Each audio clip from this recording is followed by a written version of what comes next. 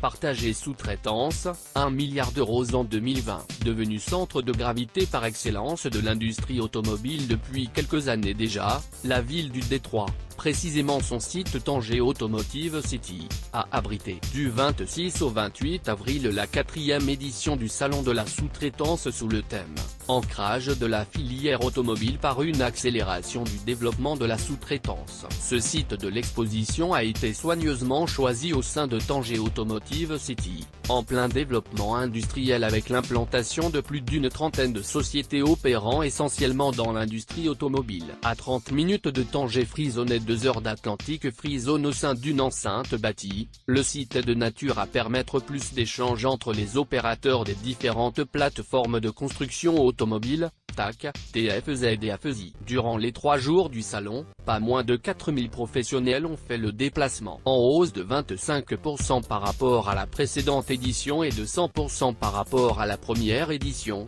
150 participants seulement, ce rendez-vous de la sous-traitance ne cesse d'attirer de plus en plus. Émanation des travaux des écosystèmes, cette rencontre internationale se veut une plateforme où sont exposées de manière détaillée les opportunités offertes par le secteur de l'industrie automobile en matière de sous-traitance. Tous les donneurs d'ordre de la filière ont été présents pour des prises de contact directes et ciblées. En plus des Marocains, les participants exposants sont venus de plusieurs pays sous l'impulsion des contacts établis par l'AMICA et la mise à profit des partenariats avec les différentes chambres de commerce locales, américaines, espagnoles, françaises, belgo-luxembourgeoises, portugaises, et les organisations partenaires telles que la Fédération des industries des équipements pour véhicules, FIEV. Selon l'AMICA, ce salon favorise les échanges entre constructeurs équipementiers, de rang 1 et rang 2 d'un côté et leurs sous-traitants de l'autre côté et assurera l'interaction entre les donneurs d'ordre nationaux et étrangers ainsi que le développement de partenariats afin de concrétiser les opportunités d'affaires offertes par la dynamique créée par le développement de la filière. Pour rappel, les besoins annuels en sous-traitance de la filière automobile sont estimés à plus de 600 millions d'euros pour 2016 et dépasseront le milliard d'euros en 2020. Pour Tajedine Benis, président de la section industrie de l'AMICA,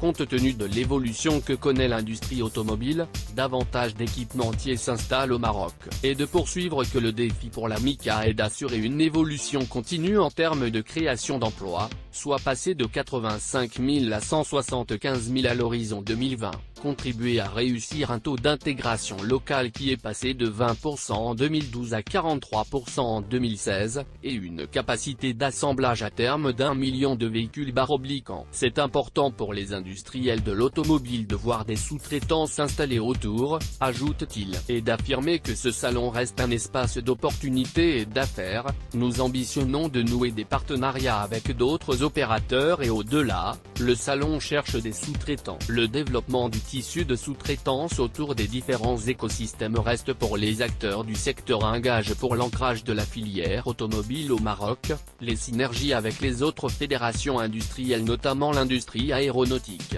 électronique, le textile, la métallurgie offrent encore plus d'opportunités de développement. Au niveau de l'économie marocaine, le secteur automobile affiche une belle dynamique, dit-on auprès des professionnels. Les exportations ont enregistré un chiffre d'affaires de 60 milliards en 2016 et pourrait atteindre les 100 milliards en 2020. C'est un secteur qui représente l'un des piliers du plan d'accélération industrielle, PAI 2014-2020. En 2014, les professionnels n'étaient assez ambitieux, indique Tajedine Benis qui, en parfait connaisseur du secteur, ses enjeux et les attentes des différents intervenants, appelle à multiplier les efforts pour aller davantage de l'avant. Côté chiffres, on ambitionne la réalisation d'un chiffre d'affaires de 100 MEMDH à l'horizon 2020 et un taux d'intégration locale de 65% en 2020. Là, un troisième constructeur serait certainement le bienvenu. Hassan Zati pour aller plus loin mondial 2018, la FREMEF dévoile le maillot des Lions de l'Atlas pour la Russie.